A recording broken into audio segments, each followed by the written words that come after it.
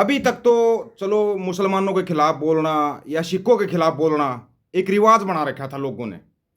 लेकिन बाबा नानक के खिलाफ बोलना, गुरु ग्रंथ साहिब जी के खिलाफ बोलना, गुरु ग्रंथ साहिब की बेअदबी करना, ये गलत रिवाज है।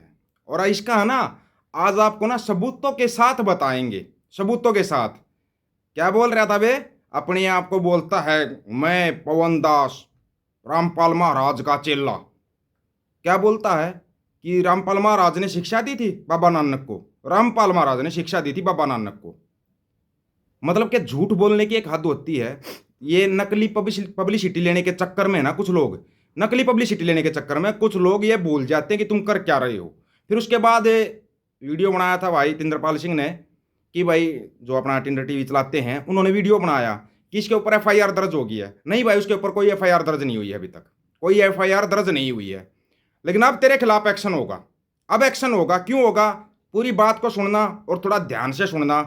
इस आदमी के दिमाग में पता नहीं क्या है, क्या भरा हुआ है इसके दिमाग में। ये बोलता है कि मैं रामपाल महाराज का चेला हूं। और रामपाल महाराज बाबा नानक के भी गुरु हैं। सभी सिखों को गुरु मानना चाहिए, सभी सिखों को। नंबर एक बात तो तू किसी रामपाल का चेला नहीं है। नंबर दूसरी बात, खुद रामपाल जिसको तू रामपाल महाराज बोल रहा है, खुद उस रामपाल ने तेरे खिलाफ एफआईआर दर्ज करवाई हुई है। एफआईआर दर्ज करवाई है, हालांकि तेरे ऊपर आज तक हुई नहीं है। तो वो कौन सा महाराज है जिसने कि खुद लिख के दिया और तब भी तेरे खिलाफ एफआईआर दर्ज नहीं हुई? तो वो बाबा नानक को शिक्षा देने वाला हो गया। फिर ये बोलता शब्द गुरु कुछ नहीं होता, जिंदा देह गुरु होती है। दशमेश पिता गुरु गोविंद सिंह महाराज ने बोलिया था। दशमेश पिता गुरु गोविंद सिंह महाराज का बोलिया हुआ है, शब्द गुरु ही असली गुरु है।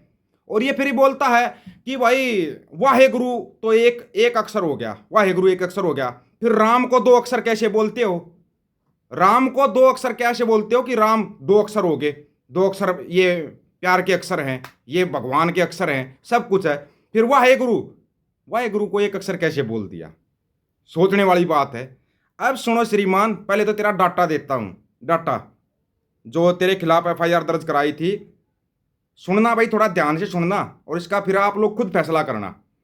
निवेदन है कि मैं संत रामपाल दास पुत्र श्री नंदलाल वर्तमान में लगभग 8 साल से कुछ झूठे मुकदमों के कारण केंद्रीय कारागार संख्या 2 में बंद हूं। श्रीमान जी, मेरे उपरांत आश्रम संबंधी सभी कार्य मेरे द्वारा नियुक्त की गई कमेटी देख रही है। लेकिन एक व्यक्ति जिसका नाम पवन कुमार यादव पुत्र ओम प्रकाश यादव निवासी श्यामनगर राजावास नियर निरंकारी सत्संग भवन के सामने वाली गली हरमाड़ा जयपुर राजस्थान है, ये व्यक्ति मेरे नाम से भोली भाली जनता को गुमराह करके पैसे ऐंठ रहा है। इसमें कोई सरोकार नहीं। मैंने इसे लगभग 8 साल पहले ही गुरुद्रोही घोषित कर रखा है। इस व्यक्ति ने दिनांक 7/8/2022 व 14/8/2022 को दैनिक भास्कर अखबार में विज्ञापन निकलवाया जिसकी मुझे कोई जानकारी नहीं है।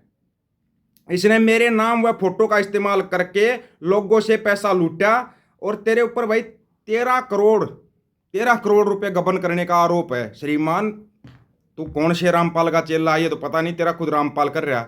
उसके बाद मनोज सिंह दून ने भी तेरे खिलाफ वो की थी। मनोज सिंह दून से ही बात कर रहा था ना तू, जिस टाइम पे बोल रहा था। अच्छा, इस श्रीमान जी का क्या था वो, जिस वीडियो के कारण इतना वो होया था, बवाल होया या कुछ भी होया, वो भी आपको एक बार सुना देते हैं। वो भी सुनना जरूरी होता है, ठीक है ना? देखो, मैं गुरु ग्रंथ साहिब जी महाराज जो है, और फिर अगर किसी के पेट में पीड़ा हो और हॉस्पिटल जाकर उस डॉक्टर के पास वो पूछता कि साहब डॉक्टर साहब कहाँ हैं, वो बोलेंगे साहब डॉक्टर साहब का तो देहांत हो गया 6 महीने पहले। वो देखो उनकी मूर्ति, चाहे चाहे आदरणीय नानक जी हो, चाहे श्री रामचंद्र हो, चाहे श्री कृष्ण हो, चाहे अन्य कोई संत महात्मा हो, चाहे 10 गुरुवान साहिब हो, वो वर्तमान में नहीं है। वर्तमान में केवल हम उनके जीवन से एक मतलब की शिक्षा ले सकते हैं कि हमने उनके जैसे अच्छे कर्म करने चाहिए। लेकिन मोक्ष नहीं हो सकता खाली खाली उनकी बातों को याद करने से, वाहिगुरु नाम का जप करने से। अब वाहिगुरु नाम का जप जो है किसी भी शास्त्र में नहीं है। गुरु ग्रंथ साहिब में भी कहीं नहीं लिखा हुआ और ना ही कभी नानक जी ने बताया कि भाई मेरे शरीर छोड़ने के बाद आप लोग वाहिगुरु करोगे तो आपकी मुक्ति हो जाएगी। लेकिन गुरु जी ये तो लिखा है ना, जो हमारा मतलब जब हमारा गुरु मान्यो ग्रंथ जी, गुरु ग्रंथ जी मान्यो प्रकट गुरा की दिले जी, जो प्रभु को मिल वो चाहे खोज शब्द में ले, जाका हृदय शुद्ध है खोज शब्द में ले।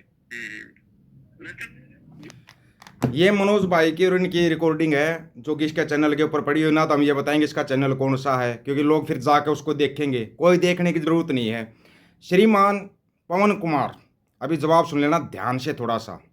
क्या बोला कि वाहिगुरु करने से क्या होता है, गुरुद्वारा साहिब जाने से क्या होता है, कोई गुरु ग्रंथ साहिब कोई चीज़ ही नहीं है, ये नहीं है। नंबर एक बात, तो क्या तू सुप्रीम कोर्ट से बड़ा है? सुप्रीम कोर्ट से बड़ा है क्या तू? सुप्रीम कोर्ट ने बोलिया है कि गुरु ग्रंथ साहिब जिंदा गुरु हैं। सुप्रीम कोर्ट का बोलिया हुआ। दशमेश पिता गुरु गोविंद सिंह जी महाराज का बोलिया हुआ है कि गुरु ग्रंथ साहिब ही आज के बाद आप लोगों के गुरु हैं। सिखों को आदेश है, सब सिखन को आदेश है, समझ गए ना। और ये बोलता है कि गुरुद्वारा साहिब जाने से या वाहिगुरु का जाप करने से क्या होता है। सुन, मैं ये तो नहीं कहूँगा, तेरी तरह जुबान तो खराब मैं करूँगा नहीं, लेकिन तू कुछ भी है, चाहे ठठेरा है या ढक्कन है, ढक्कन ही होगा मेरी नज़र में, तो इंसान तो तू है नहीं, ढक्कन ही होगा। ढक्कन वाहिगुरु का जाप करने से क्या होता है, तो फिर तेरे रामपाल का जाप करने से क्या होगा, ये बता मेरे को। रामपाल का जाप करने से क्या होगा?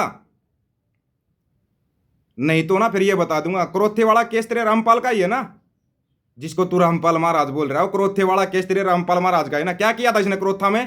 पूरी कहानी का किसी को पता है क्या? कहानी का पता है उसकी का? वो दवाई देता था, कोई भी महिला जाती थी ये देना, अपनी लड़के की औरत को दे देना, बहू को, अपनी बहू को दे देना, अपनी बेटी को दे देना, ये प्रसाद है। वो प्रसाद जिसको भी खिलाते थे वो तेरे रामपाल के डेरे में पहुंच जाया करती। थोड़ा ध्यान से सुनिए। एक बूढ़ी ने वह दवाई अपनी भैंस के आगे डाल दी। भैंस तो समझते होगे, अगर नहीं समझते भैंस है, वह भैंस रात ने बेल तोड़ाकर रामपाल के आश्रम में पहुंच गई।